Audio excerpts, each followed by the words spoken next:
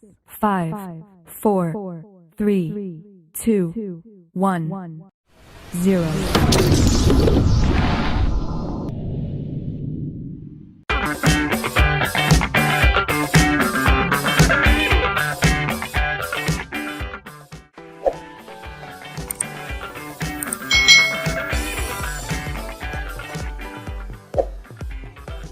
Hai.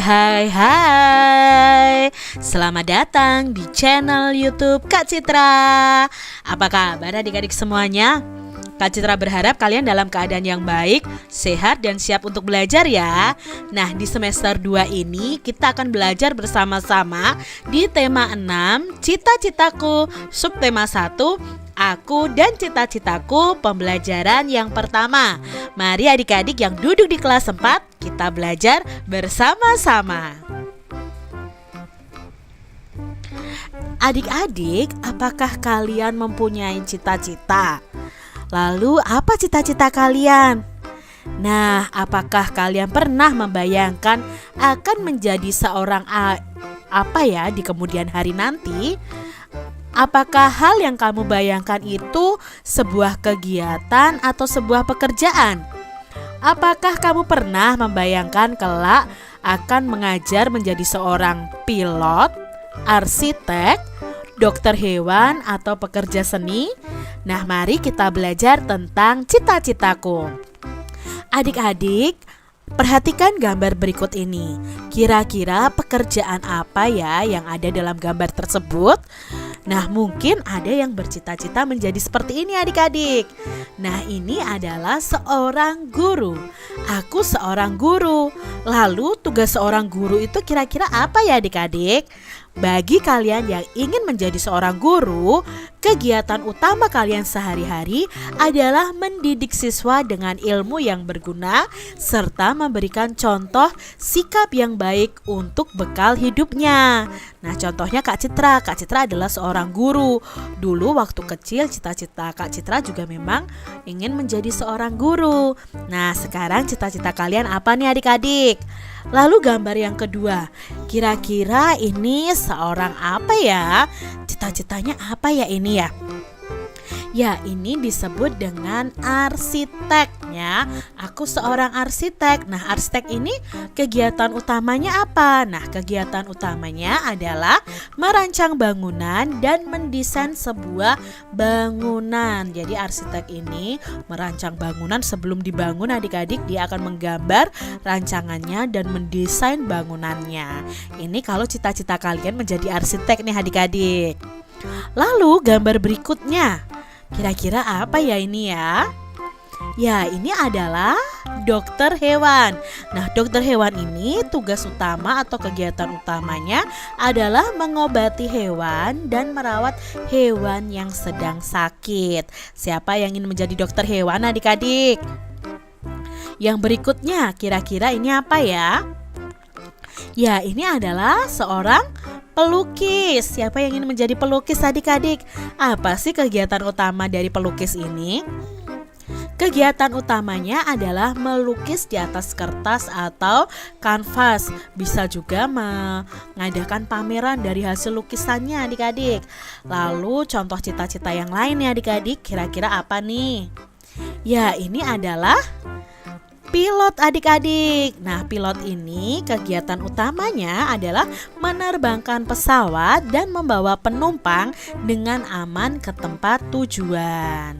Itu tadi beberapa cita-cita yang mungkin kalian perlu ketahui ya adik-adik, apa sih kegiatan dari masing-masing pekerjaan atau cita-cita tersebut. Bagaimana dengan kalian semua? Kalian pasti mempunyai mimpi dan harapan tentang kegiatan atau pekerjaan kalian kelak. Itulah yang namanya cita-cita adik-adik. Coba adik-adik bisa tuliskan tentang cita-cita kalian, kegiatan utamanya, dan keahlian yang harus dimiliki sehubungan dengan cita-citamu itu. Contohnya kalau guru harus bisa mengajar, harus mengerti pembelajaran, dan lain sebagainya. Kalian bisa tuliskan ya di buku tulis kalian masing-masing. Udin dan Beni ternyata memiliki cita-cita yang sama. Mereka berdua ingin menjadi seorang guru. Menurut Udin, ia ingin menjadi guru karena gurulah yang membuatnya menjadi selalu ingin tahu tentang banyak hal. Udin menunjukkan sebuah tulisan dari sebuah majalah untuk menjelaskan pendapatnya tentang guru. Nah, ini adalah tulisan tersebut. Tulisan ini disebut dengan puisi yang berjudul Cita-citaku. Dengarkan ya, Kak Citra akan membacakan puisi tersebut. Cita-citaku. Anganku melayang ke masa depan. Aku ingin menjadi seorang guru. Guru adalah pejuang ilmu di garis depan. Guru tanpa pamrih berbagi ilmu. Aku akan berusaha mencapai cita-cita. Tak akan lelah aku mencari ilmu. Takkan aku bertapangku tangan saja demi tercapainya cita-citaku. Itu tadi puisi yang berjudul Cita-citaku. Teks berjudul Cita-citaku di atas merupakan sebuah karya yang disebut puisi. Apa itu puisi dan apa saja ciri-cirinya? Yuk kita pelajari adik-adik. Perhatikan bagian-bagian teks puisi yang dibaca. Diskusikan ciri-ciri dari teks tersebut. Sebagai panduan menemukan ciri-cirinya, kalian bisa menjawab pertanyaan-pertanyaan berikut ini bersama dengan Kak Citra. Nah, ini adalah teks puisi tadi, yaitu Cita-citaku. Apakah adik-adik menemukan bahwa teks tersebut terdiri atas kumpulan kata-kata yang tersusun menjadi baris? Nah, di sini ya ada 8 baris. Nah, setiap barisnya itu tersusun dari kumpulan kata-kata. Berarti ya pada puisi tersebut terdiri atas kumpulan kata-kata yang tersusun menjadi baris. Lalu pertanyaan yang kedua, apakah kamu menemukan baris-baris tersebut itu terkumpul menjadi beberapa bagian? Ya, baris-baris ini terkumpul menjadi beberapa bagian adik-adik, yaitu terdiri dari 2 bagian ya. Masing-masing bagian memiliki 4 baris ya. Baris-baris tersebut terkumpul menjadi 2 bagian. Nah, setiap bagian ini disebut dengan bait. Jadi satu bait ini terdiri dari 4 baris. Lalu pertanyaan berikutnya, tuliskan bunyi vokal dari kata terakhir setiap barisnya. Ingat adik-adik, bunyi vokal itu berarti A, I, U, E, O. Itu huruf vokal adik-adik. Nah, di sini baris yang pertama itu huruf vokal terakhir adalah huruf A. Di sini U, di sini A, di sini U. Berarti ada bunyi vokal A, U, A, U. Sekarang bait yang kedua itu ada A, U, A, U. Jadi setiap baitnya ini bunyi vokalnya adalah yang terakhir ya, A, U, A, U. Dan baris kedua, bait kedua juga A, U, A, U. Lalu pertanyaan berikutnya, apakah kamu menemukan keteraturan bunyi vokal kata terakhir dalam setiap barisnya? Ya, kita menemukan ya, bunyi terakhirnya itu berselang-seling dari A, U, A, U. Lalu tunjukkan keteraturan itu. Nah, keteraturannya itu pada bait pertama, akhir kata setiap baris itu terdiri dari huruf hidup A, U, A, U. Begitu pula dengan bait yang kedua, yaitu A, U, A, U. Nah, dari bacaan ini atau puisi ini, penulisan puisi itu dituangkan dalam bentuk bait yang terdiri atas baris-baris. Setiap bait terdiri dari 4 baris. Lalu puisi ini memiliki rima akhir A, B, A, B. Tadi kan A, U, A, U ya. Nah, itu diumpamakan menjadi A, B, A, B. Jadi berulang terus. Puisi itu terdiri atas bagian-bagian yang merupakan kumpulan kata-kata yang disebut dengan baris. Nah, ini yang disebut disebut dengan baris adik-adik. Lalu baris-baris puisi itu terkumpul menjadi bagian yang disebut dengan bait puisi. Jadi ini namanya satu bait. Satu bait ini terdiri dari 4 baris. Susunlah baris-baris puisi ini menjadi bait puisi adik-adik. Nah, Kak Citra punya kalimat puisi yang acak nih adik-adik ya. Nah, di sini ternyata rimanya sama, yaitu U semua. Jadi kalian bisa mengubah susunannya sesuai dengan apa yang menjadi pemikiran kalian. Contohnya di sini adik-adik, Kak Citra susun menjadi seperti ini. Guru selalu membimbingku. Guru mengajakku untuk maju. Sungguh berjasa guruku. Ku ingin membalas jasamu. Ini jika disusun menjadi puisi yang baik dan benar. Nah, di sini kita lihat percakapan adik-adik. Apakah aku bisa mengubah susunan baris dalam puisi itu ya? Menurutku seharusnya bisa, Lani. Asalkan maknanya kurang lebih sama. Kenapa, Lani?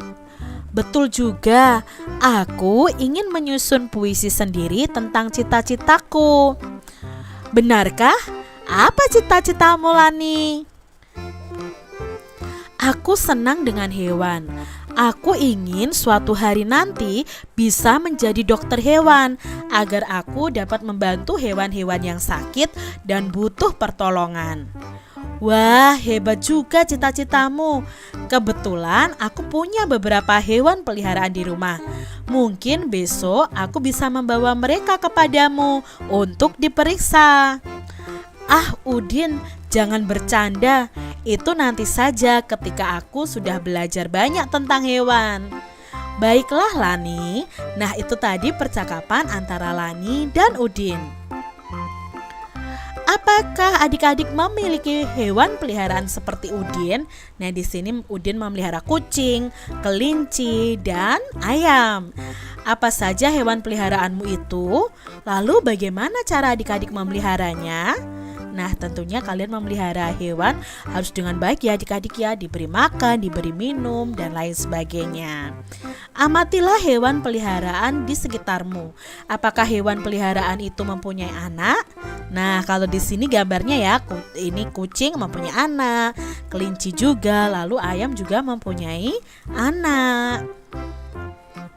Gambar-gambar tersebut menunjukkan bahwa ada anak-anak hewan dan ada hewan yang sudah dewasa. Artinya hewan-hewan tersebut itu mengalami pertumbuhan. Nah, ada tahapan-tahapan yang dilalui oleh hewan itu dari anak-anak hewan menjadi hewan dewasa. Jadi ketika mereka dilahirkan biasanya tidak langsung besar adik-adik. Mereka melalui tahapan dalam pertumbuhan. Nah, adik-adik, semua makhluk hidup itu mengalami pertumbuhan dan perkembangan. Hewan dan manusia mengalami beberapa tahapan pertumbuhan dan perkembangan dalam kehidupan. Nah, tahapan pertumbuhan dan perkembangan hewan itu membentuk sebuah siklus hidup atau nama lainnya daur hidup.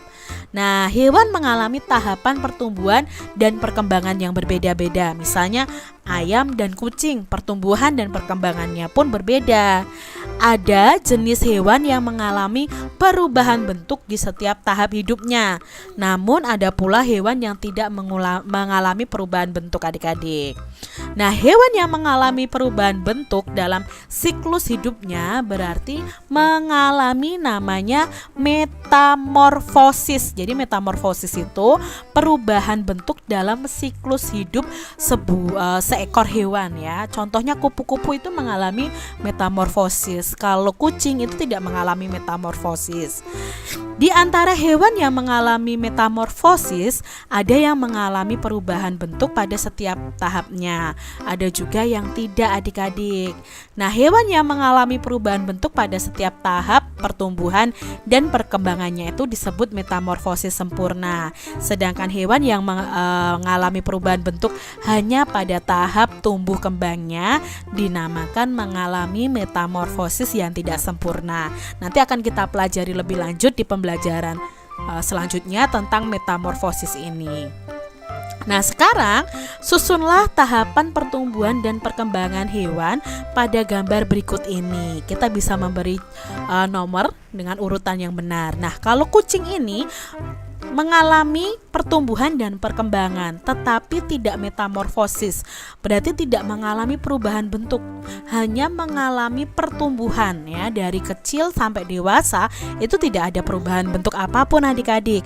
Awalnya itu dari anak kucing ya, nomor 1 ini anak kucing, lalu menjadi kucing remaja dan menjadi kucing dewasa. Nah, siklus hidup ini tanpa metamorfosis. Sebagian besar hewan itu mengalami daur hidup tanpa metamorfosis. Daur hidup tanpa metamorfosis ini tidak mengakibatkan perubahan bentuk tubuh yang sangat berbeda. Beberapa contoh hewan yang tidak mengalami metamorfosis adalah ayam, kucing, kambing, ikan, dan burung. Misalnya saja siklus hidup hewan kucing. Zigot kucing berkembang di dalam rahim induk betina. Setelah beberapa waktu anak kucing lahir dan menjadi kucing muda. Lalu kucing muda menjadi kucing dewasa yang organ reproduksinya telah siap melakukan fertilisasi. Nah, jika fertilisasi terjadi, maka akan kembali terbentuk zigot atau bayi kucing di dalam perut. Lalu setelah itu yang betina akan melahirkan lagi menjadi anak kucing menjadi tumbuh menjadi kucing muda menjadi kucing dewasa, yang betina siap untuk fertilisasi lagi ya, lalu dia akan melahirkan seorang anak kucing lagi, begitu seterusnya. Itu yang disebut dengan daur hidup. Nah, daur hidup kucing ini disebut daur hidup tanpa metamorfosis. Sekarang ada gambar ayam. Nah, ayam ini juga termasuk hewan yang tidak bermetamorfosis. Dia hanya melakukan perubahan ya. Perubahan itu pada awalnya hanya telur ya, tapi di dalamnya itu sudah ada anak ayamnya. Nah, pertama itu telur lalu menetas menjadi anak ayam. Anak ayam bertumbuh dewasa menjadi ayam muda, lalu menjadi ayam dewasa. Nah, siklus hidup ayam itu dimulai dari telur lalu menjadi anak ayam, lalu ayam muda, dan menjadi induk ayam atau ayam dewasa. Itu tadi siklus hidup kucing dan ayam. Nah, demikian tadi adik-adik pembahasan kita di tema 6, cita-citaku, subtema 1, aku dan cita-citaku, pembelajaran yang pertama. Semoga video pembelajaran ini bermanfaat untuk adik-adik semuanya. Dan sampai jumpa lagi di video pembelajaran Kak Citra selanjutnya. Tuhan memberkati. Jangan lupa tekan tombol subscribe, lalu tekan loncengnya, tekan juga tombol like, lalu share ke media sosial kalian. Jangan lupa untuk ikuti media sosial Kak Citra. Terima kasih.